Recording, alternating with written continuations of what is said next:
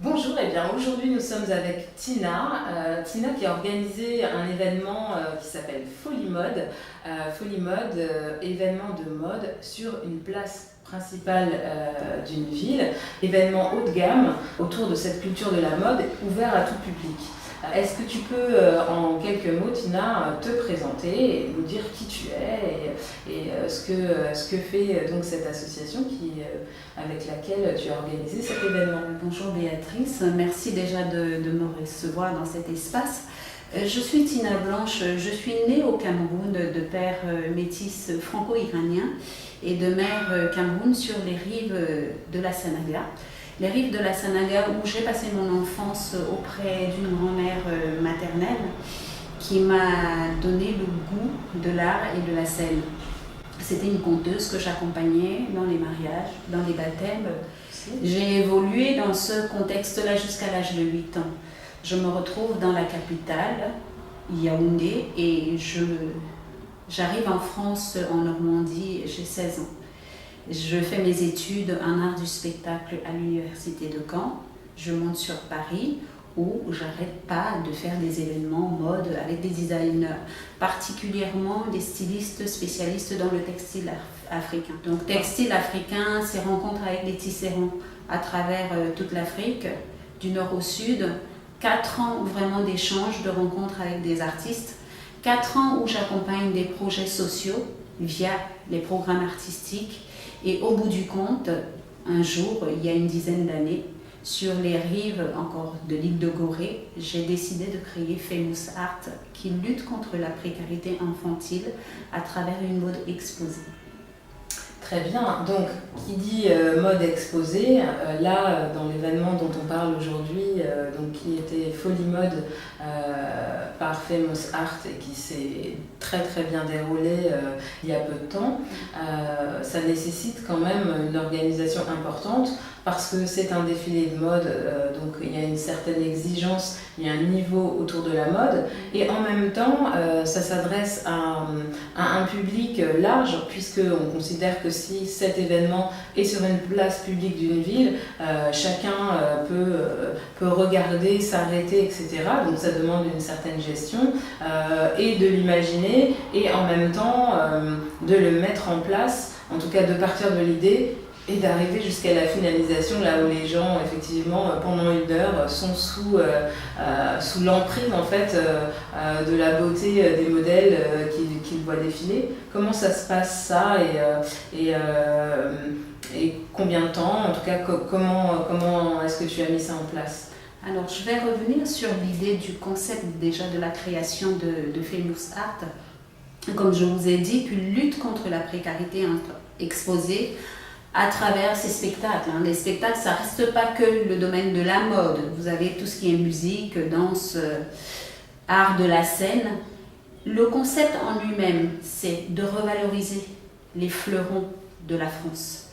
Nous avons la chance d'accompagner ces tout-petits à travers les premiers pas à l'école, c'est-à-dire de revaloriser l'apprentissage de la langue française.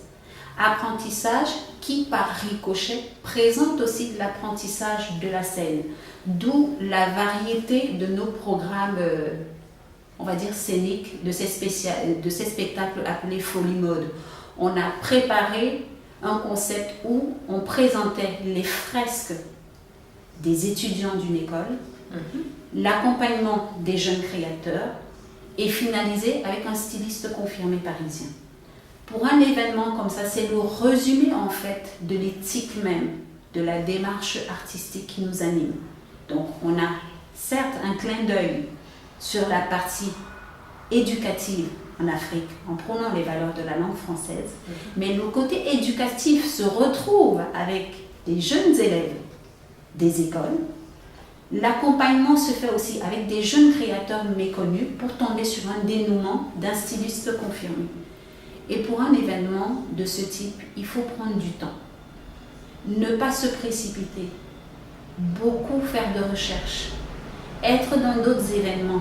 Apprendre. Ça, c'est très important. Et être patient. Parce que quand c'est le bon jour, vous rencontrez la bonne personne qui vous ouvre les portes. Donc il ne faut pas se précipiter en se disant oui, il faut impérativement que je fasse cet événement. Prenez le temps est très important et croyez en ce que vous faites. Alors c'est ce que j'ai exprimé dans une vidéo précédente sur le fait que souvent les créateurs d'événements, ils pensent que leur événement, en tout cas leur concept, est le seul de ce type-là. Et ils ne font pas ce travail de recherche d'originalité. Et c'est vrai que pour moi, la première démarche, comme tu viens de l'exprimer, c'est effectivement de regarder ce qui se passe ailleurs pour pouvoir proposer quelque chose qui soit quelque part son propre concept et qui soit différent de ce qu'on voit partout, parce que à la fin, effectivement, sans dire qu'il y a beaucoup d'événements partout, mais les gens ont envie de voir des choses différentes, surprenantes, en tout cas de vivre une expérience autour d'un événement. Et c'est vrai que si la semaine précédente il y a eu exactement la même chose voilà, à 3 rues de différence, c'est plus une surprise, c'est plus voilà, c'est plus aussi attrayant. Donc c'est vrai que dans ton événement c'est complètement original, puisque ça rentre complètement avec le concept que toi tu as souhaité porter autour de effectivement la valorisation de la mode, de l'art, mais qui s'accompagne avec une démarche derrière qui est caritative, puisque ça aide, il y a un lien qui se fait effectivement entre ce que tu fais à un moment donné en France et ce qui se passe aussi en Afrique, et donc tous ces ingrédients-là font quelque chose de réussi. Alors je vais te poser une question un peu plus technique, puisque les gens qui nous regardent sont aussi très intéressés par l'envers du décor et comment on fait.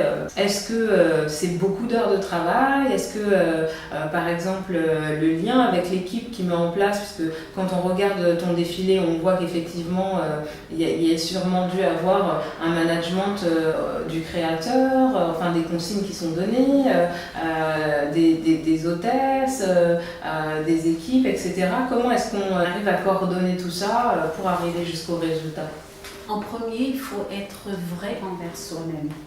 Il faut être vrai envers les autres, être transparent, leur expliquer le pourquoi du comment. À partir de ce moment, les gens sont en confiance et ils vous suivent. J'ai 90% des personnes qui m'accompagnent qui sont des bénévoles, qui n'ont jamais évolué dans le domaine de la mode ou de l'art, mais la transparence du concept, les preuves concrètes qu'on a présentées à travers ces années précédentes ont permis aux personnes de se surpasser, de venir avec leur cœur et de pouvoir nous accompagner sans relâche. C'est des heures, des mois de travail. Je prendrai l'exemple par exemple des mannequins. C'est vrai que je connais des mannequins qui sont professionnels, qui sont venus en renfort par rapport à l'équipe, mais 80% des autres mannequins, ce sont des mannequins qui sont issus du casting sauvage. Parce que le monde de la mode, c'est toujours paillettes, strass, ça fait rêver toutes les jeunes filles. C'est un peu comme des miss, elles veulent être mannequins. Donc on essaye de repérer les filles dans la rue, leur donner la chance de pouvoir avoir un minimum de code pour pouvoir monter sur le podium et sublimer les vêtements de ces designers. Je passerai sur la petite fourmilière du travail en équipe, derrière le rideau. Les coiffeurs, les maquilleurs, les partenaires qui nous accompagnent, c'est parce que je reviens toujours sur le fait où quand on est vrai, les gens vous croient et vous accompagnent. Il y a tout ce monde-là et c'est au moins une 50aine de personnes qui travaillent depuis pratiquement 8 mois.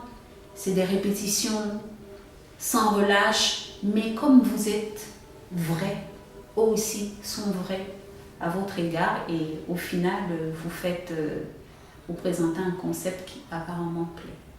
Donc en somme, c'est effectivement pouvoir associer des compétences les unes avec les autres dans un état d'esprit qui convienne à tout le monde, avec le même objectif qui est la réalisation et le succès de l'événement, ce que tu as réussi à faire avec ce bel événement. Alors Tina, tu as évoqué le fait que les mannequins que tu as utilisés pour cet événement sont issus d'un casting sauvage qui se fait de plus en plus et qui peut être très intéressant et donner un résultat très professionnel, même si à la base ces mannequins ne le sont pas. Par contre, c'est vrai que ça oblige a une certaine rigueur et en tout cas une gestion particulière parce que justement ça peut être des jeunes qui ont très envie de le faire mais qui sont mineurs et donc il faut la confiance des parents, il faut un encadrement, c'est quand même assez spécifique. Comment est-ce que tu peux nous expliquer comment ça se passe et quels sont les prérequis ou les choses à ne pas faire? Alors, déjà, la première des choses, c'est le premier abord. Il faut mettre la jeune fille en confiance. Quand vous vous approchez d'elle, quand vous l'interpellez, en fait, vous lui expliquez naturellement de quoi il s'agit, du concept, comment il va se présenter, où est-ce qu'il va avoir lieu, et tout de suite lui demander si vous pouvez laisser vos coordonnées et aimerait être en contact avec les parents. Généralement, ça marche parce que la jeune fille, elle a votre carte de visite, vous l'avez convaincue en 2 mots du concept, et quand elle rentre chez elle, elle donne la carte à ses parents, la carte de visite, les parents vous appellent ou la demoiselle vous appelle, vous maintenez des relations, et au moment de la rencontre, vous demandez à rencontrer les parents. Vous avez tous les éléments qui portent à convaincre les parents du sérieux de votre démarche. Et vous discutez avec les parents, et généralement, pour ma part, je n'ai pas eu de soucis au niveau du casting sauvage, aussi bien avec des filles mineures que des filles à peine majeures. Parce qu'après, il faut les suivre quelque part pendant l'organisation de l'événement et les amener à cette semi-professionnalisation pour que le résultat, elle soit prête, elle soit en confiance effectivement comme pour le jour J. Le fait que les parents aient validé le concept, il y a un échange de coordonnées qui se passe. On envoie les informations aux demoiselles pour toutes les répétitions, pour les ateliers de résidence, et par ricochet, les parents sont informés. C'est des parents qui déposent ces jeunes demoiselles sur le lieu de répétition, ce qui fait que eux, pareillement, par rapport aux préparatifs, ils se rendent compte du sérieux de la chose. Et c'est d'ailleurs les premiers qui vous valident leur fille. C'est plus les filles qui sont prêtes à faire le défilé, c'est plutôt les parents qui sont tout fiers d'être présents pour le jour J. On va dire que les parents défilent à travers leurs enfants. Tout à fait. Ça. Il y a aussi un autre volet, donc c'est vrai que c'est un engagement donc, de la part de l'entité, de l'organisatrice ou organisateur, de la gestion et de la bonne gestion de ces personnes. Est-ce que ça a pu arriver que des gens se présentent auprès des mannequins ou se présentent à toi en disant ah bah, je voudrais utiliser cette mannequin pour un autre événement, etc. Comment ça se passe dans ces cas-là? Il y a énormément d'écarts à travers les personnes qui accostent ces jeunes demoiselles, mais nous avons notre charte d'un engagement qui nous oblige quand même à rester transparents par rapport à l'éthique de la démarche, parce que ne l'oublions pas, même si on est dans le volet artistique, on est sur un aspect social, on touche l'enfant, donc c'est important d'être vraiment, comme on dit, clean à travers l'équipe, les parents et le bénévole qui a accepté de nous accompagner. Sur ce plan, on est assez carré et je peux vous dire que je deviens très très sévère quand il s'agit d'accoster ces demoiselles parce que leurs parents m'ont fait confiance, ils m'ont confié à leur fille, donc je ne peux pas me permettre de tels écarts.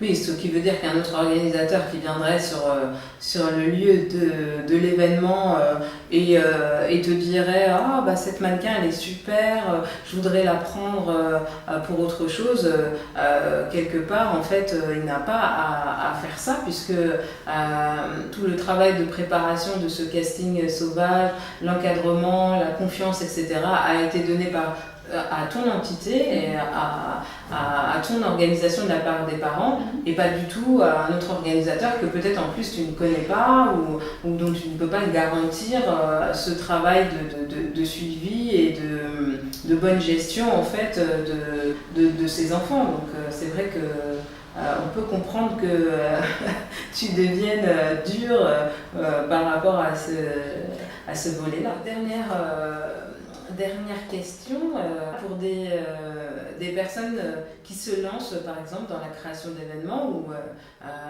voilà, qui n'en sont pas encore à faire un événement d'une telle ampleur, mais qui voilà, se disent qu'ils voudraient se lancer dans la création d'un événement, pas forcément autour de la mode, quel conseil tu pourrais donner, ou en tout cas, ou quelle anecdote tu retiens dans l'organisation? On dit souvent que les organisateurs d'événements, le jour avant leur événement, ils sont complètement sous stress parce que voilà, l'échéance arrive et après tout ce travail préliminaire dont tu parlais, on arrive à l'aboutissement en fait de sa création quelque part et de ce qu'on va produire aux gens. Est-ce que tu as quelques trucs et astuces ou en tout cas une anecdote ou deux à raconter par rapport à ça? L'adrénaline, moi je parlerai de l'adrénaline. C'est normal qu'il y ait de l'adrénaline parce que c'est ça qui vous permet de vous surpasser, de parfaire le travail que vous avez commencé. Et ce que je voudrais aussi dire qui est très important pour les personnes qui veulent se lancer dans cette démarche artistique, c'est surtout de croire en soi, de croire en son projet et surtout travailler, préparer son événement, le préparer de fond en comble, ne pas hésiter à reporter les dates, l'échéancier, parce qu'en se précipitant, on se retrouve face à un mur et c'est un échec. Donc le mieux, c'est de pouvoir se concentrer et ne pas se disperser en fait. Ça, moi je pense que c'est la clé et je reviendrai toujours sur le côté où il faut être vrai. Très bien, écoute, merci Tina pour ces conseils. Je pense qu'ils seront appréciés de la part des jeunes aspirants organisateurs d'événements et on espère te retrouver bientôt pour une prochaine interview sur le futur événement que je suppose tu prépares déjà.